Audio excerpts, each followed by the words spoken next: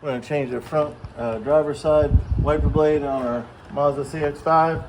This is a 24-inch Mazda blade.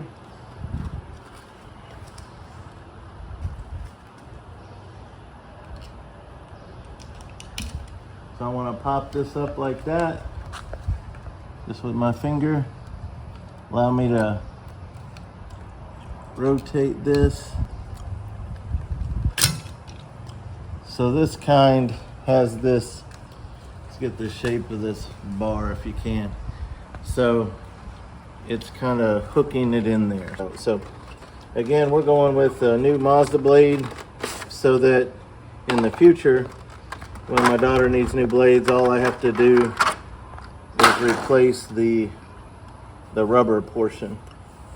This had a little protective plastic coating on there.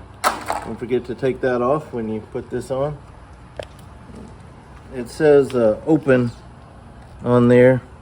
I want to hook that right here and then snap that closed. So I'm going to come in from the bottom like this. You see that? I'm just going to put it right in there like that and slide it up like that. Now I'm going to close that. We're locked in. So that's our front wiper blade.